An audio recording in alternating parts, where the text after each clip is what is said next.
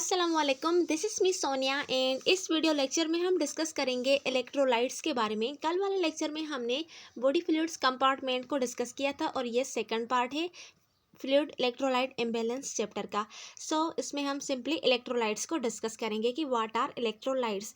Electrolyte word से basically आप सब लोग फेमिलियर होंगे कि इलेक्ट्रोलाइट्स क्या होते हैं। इलेक्ट्रोलाइट्स उनको हम कहते हैं जो किसी ना किसी किस्म की आइदर पॉजिटिव या फिर नेगेटिव चार्ज को कैरी करते हैं, उनको हम इलेक्ट्रोलाइट्स बोलते हैं। उनमें से हमारे पास एलिमेंट्स आ जाते हैं। अब एलिमेंट्स का भी आप सब लोगों को पता होगा, जो पीरियोडिक टेबल में एलिमेंट्स होते हैं hydrogen, helium, lithium, sodium, potassium, calcium, ये सारे क्या हैं, ये एलिमेंट्स हैं और ये सब कोई ना कोई चार्ज कैरी करते हैं। वो डिपेंड करती है चार्ज की, आइदर वो प्रोटॉन डोनर है या फिर जो इलेक्ट्रॉन डोनर है या फिर एक्सेप्टर है, ठीक है, उसके ऊपर ही, उसके ही वजह से ही उनके ऊपर चार्जेस आती है, आइदर पॉजिटिव या फिर नेगेटिव। इलेक्ट्रोलाइट्स क्या हैं? इलेक्ट्रोलाइट्स बॉडी फ्लूइड्स में एक्टिव केमिकल्स हैं, उनको हम इलेक्ट्रोलाइट्स बोलते हैं, जो कि डिवाइडेड है केटायन एंड एनायन कैटेगरी में। अब वो इलेक्ट्रोलाइट्स जो पॉजिटिव चार्ज को कैरी करते हैं उसको हम केटायंस बोलते हैं, और वो इलेक्ट्रोलाइट्स जो नेगेटिव चार्ज को कैरी करते हैं उनको हम एनायन बोलते हैं। इन दो कैटेगरी में डिवाइडेड होते हैं इलेक्ट्रोलाइट्स। नाउ हम देखें कि major cation in body fluids कौन से होते हैं। मेजर केटायन, केटायन क्या है? जो पॉजिटिव चार्ज कैरी करते हैं। कौन से एलिमेंट्स पॉजिटिव चार्ज कैरी करते हैं हमारे बॉडी फ्लूइड में? वो है सोडियम, जो कि बहुत मेन है। एक्स्ट्रा सेलुलर फ्लूइड में ये बहुत ज़्यादा कंसंट्रेशन में प्रेजेंट होता है। उसके अलावा सेकंड पर है पोटेशियम, जो भी एक केटायन है। देन है कैल्शियम एंड देन है magnesium and last is hydrogen ions. ये वो सारे केटायंस है जो कि बॉडी फ्लूइड्स में प्रेजेंट होते हैं। देन हम देखें कि कौन से मेजर एनायंस हैं जो कि हमारी बॉडी फ्लूइड्स में प्रेजेंट होते हैं। एनायन वो जो कि नेगेटिव चार्ज को कैरी करते हैं, उनको हम एनायंस बोलते हैं। उनमें से पहले आता है chloride, then bicarbonate, then phosphate, sulphate and proteinate ions. ये सारे एनायंस हैं जो कि हमारे बॉडी फ्लूइड्स में प्रेजेंट होते हैं। This chemical unite in varying combination. ये अलग अलग तरह की कम्बिनेशन से केमिकल्स जो है एक दूसरे से कंबाइन करते हैं। ओके, तो नाउ हम देखें इनकी। अब इन इलेक्ट्रोलाइट्स की कंसंट्रेशन जो है वो एक्सप्रेस्ड कौन से यूनिट में की जाती है बॉडी के अंदर? तो वो है milliequivalent per litre.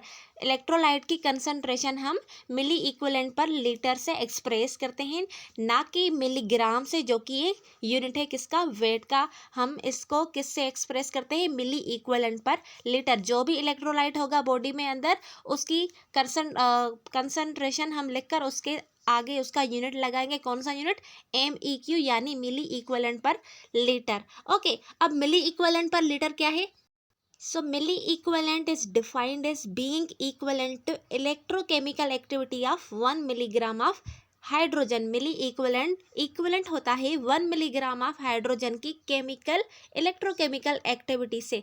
Okay, तो ये सिंपल सी डेफिनेशन है मिली इक्विवेलेंट पर लीटर की। सॉल्यूशन में जो केटायंस और एनायंस है वो इक्वल होते हैं किसके? मिली इक्विवेलेंट पर लीटर के।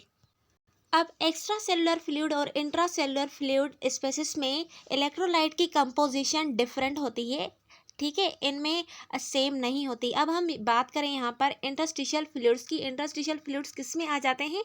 एक्स्ट्रा सेलुलर फ्लूइड्स में। तो यहाँ ये बोल रहे हैं कि जो इंटरस्टिशियल फ्लूइड है वो सिमिलर होते हैं प्लाज्मा से, लेकिन एक्सेप्ट वो कौन सी चीज़ है? High protein. ब्लड में हाई प्रोटीन्स प्रेजेंट होती है, उसकी वजह से इंटरस्टिशियल फ्लूइड डिफर करता है ब्लड से। ओके, देन हम देखें कि एक्स्ट्रा सेलुलर फ्लूइड में कौन से इलेक्ट्रोलाइट्स ज़्यादा कंसंट्रेशन में प्रेजेंट होते हैं। सोडियम एक चीफ केटायन है, केटायन यानी जो पॉजिटिव चार्ज कैरी करता है। सोडियम चीफ केटायन है और ये हाई कंसंट्रेशन में प्रेजेंट होता है एक्स्ट्रा सेलुलर फ्लूइड स्पेसिस में।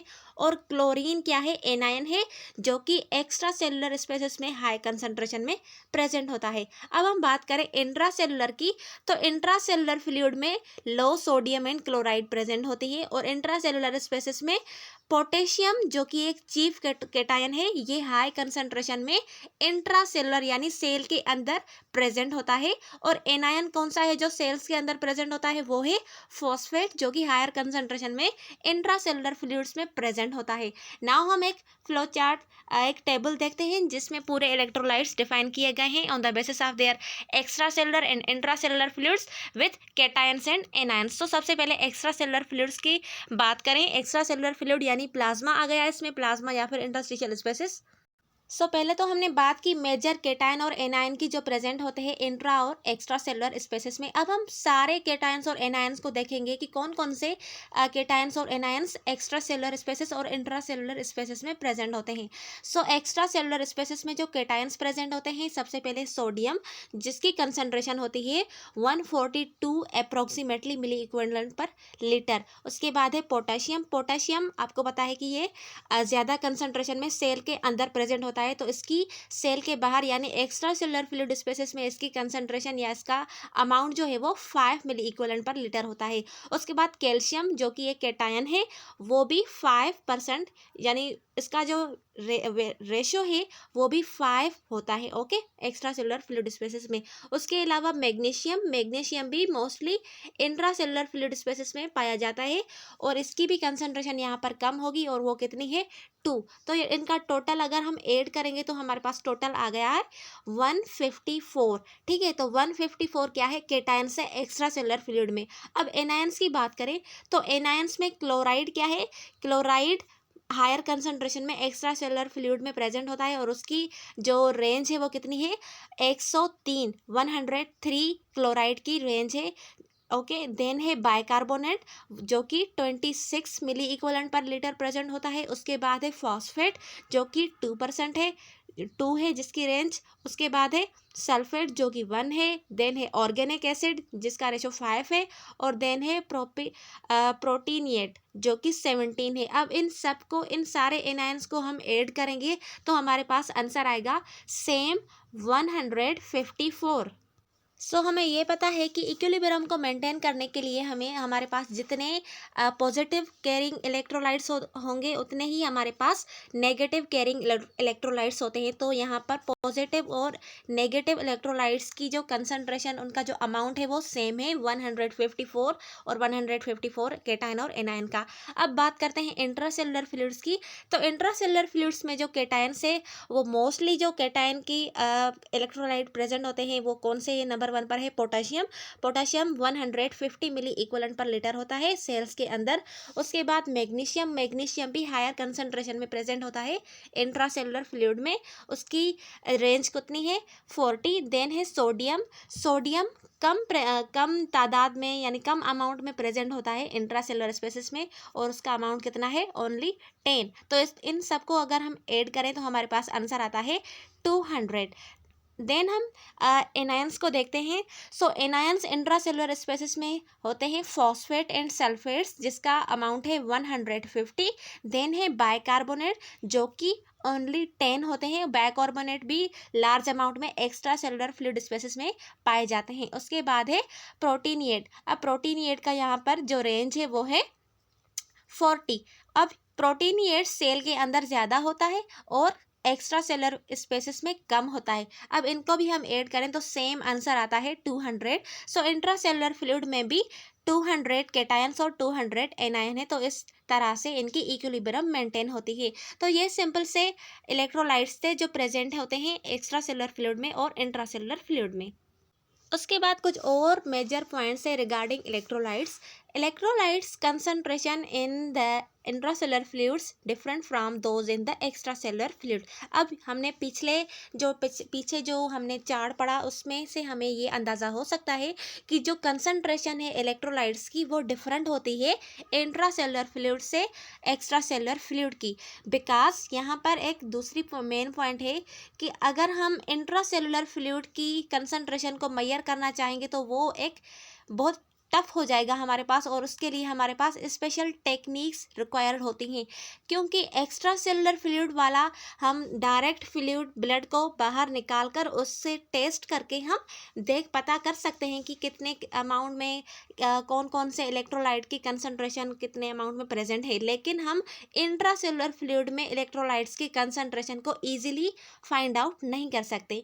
It is customary to measure the electrolytes in the most accessible portion of the extra cellular fluid. So most जो एसेसिबल हमारे पास वे होता है, हम एक्स्ट्रा सेलुलर फ्लूइड से फाइंड आउट कर सकते हैं, मेजर कर सकते हैं इलेक्ट्रोलाइट्स को। ओके, इंट्रा सेलुलर फ्लूइड से हम नहीं कर सकते।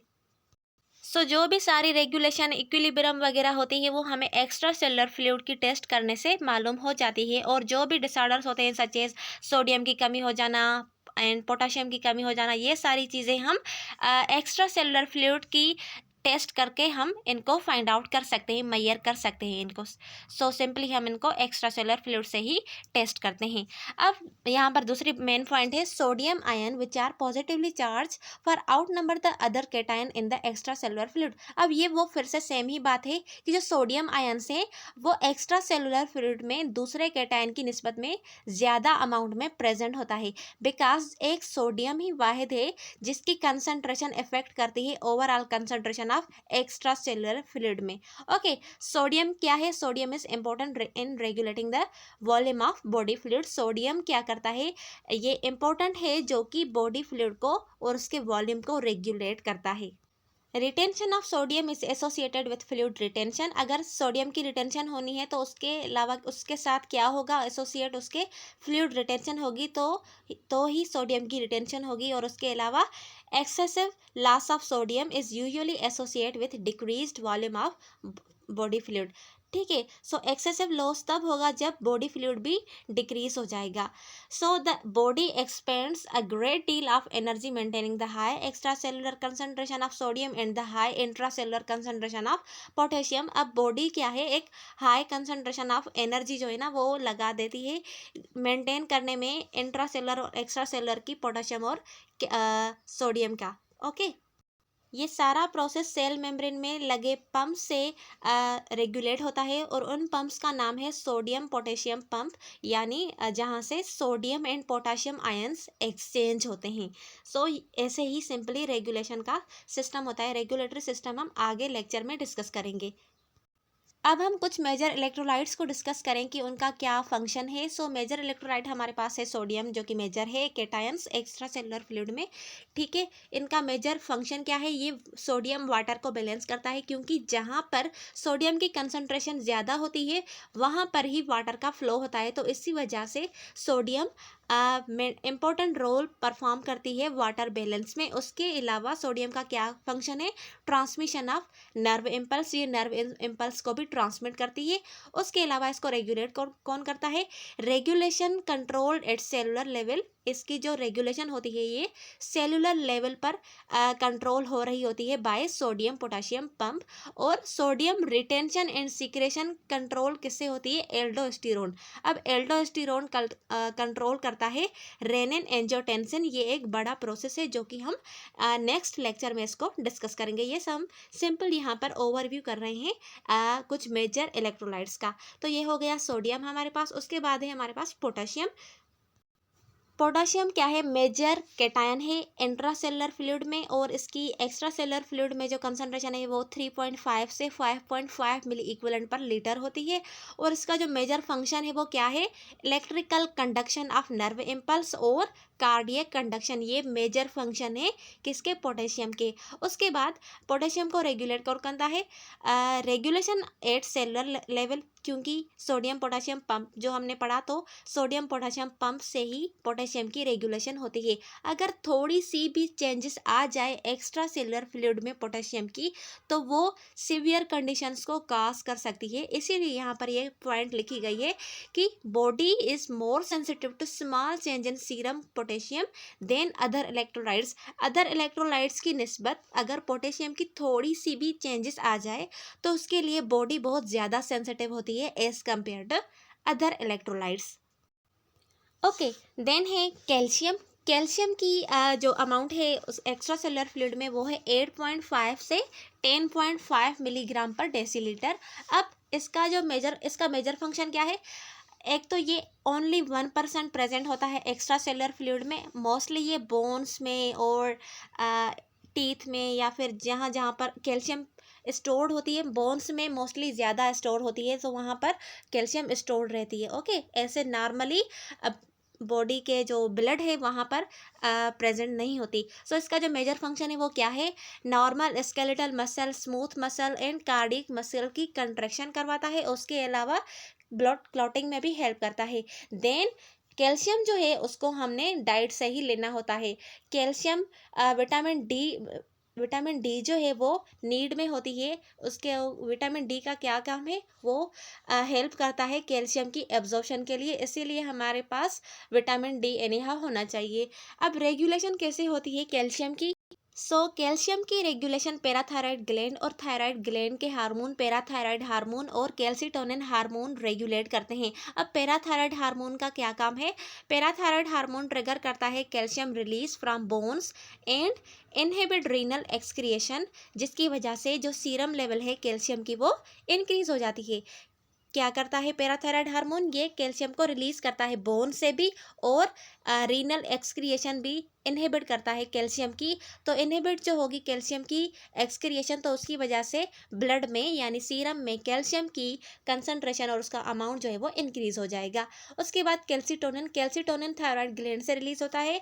कैल्सिटोनिन पैराथायराइड हार्मोन से ऑपोजिट वर्क करता है। ये क्या काज करता है, it causes extra cellular fluid level to decrease, ये डिक्रीज करता है एक्स्ट्रा सेलुलर फ्लूइड में कैल्शियम की कंसंट्रेशन, उसके अमाउंट को, by inhibition of bone reabsorption and release inhibit, ये क्या इनहिबिट करता है, रीनल एक्सक्रिएशन जो इनहिबिट हो रही थी उसको भी ये रोकता है, और उसके अलावा बोन से जो रीअब्जॉर्प्शन हो रही थी, ठीक है, वहाँ से भी डिक्रीज कर देगा। ये सिंपली वर्क है रेगुलेशन ऑफ कैल्शियम। देन है हमारे पास क्लोराइड। क्लोराइड एक एनायन है, ठीक है, major anion of extra cellular fluid. इसका फंक्शन क्या है, फंक्शन इसका ये है कि ये सोडियम से मिलकर रेगुलेट करता है serum osmolality and blood volume. ठीक है, सोडियम एंड क्लोराइड आपने सुना होगा, तो सोडियम और क्लोरीन मिलकर ऑस्मोलैलिटी को और ब्लड वॉल्यूम को मेंटेन करते हैं। उसके अलावा क्लोराइड का काम है, क्लोराइड मेजर कंपोनेंट है गैस्ट्रिक जूस का। जो क्लोरीन है वो हाइड्रोजन से मिलकर स्टमक में हाइड्रोक्लोरिक एसिड प्रोड्यूस करता है, जिसकी वजह से जो फूड है वो डाइजेस्ट हो सकता है, और बहुत सारी एंजाइम्स अपना वर्क परफॉर्म भी करती है, और बहुत सारी एंजाइम्स HCl की वजह से एक्टिव भी होती हैं। उसके अलावा it regulates acid base balance, ये एसिड बेस बैलेंस को भी रेगुलेट करता है। और उसके बाद इसका मेन फंक्शन क्या है, act as buffer in exchange of oxygen and carbon dioxide in RBCs। तो ये बफर के तौर पर भी काम आता है ऑक्सीजन एंड कार्बन डाइऑक्साइड की exchange in red blood cells में। ये सिंपल सा कंसेप्ट था इलेक्ट्रोलाइट्स का। वीडियो अगर अच्छी लगी हो तो वीडियो को लाइक और सब्सक्राइब करना ना भूलेगा। मिलते हैं अगले वीडियो में, तब तक के लिए अल्लाह हाफिज़।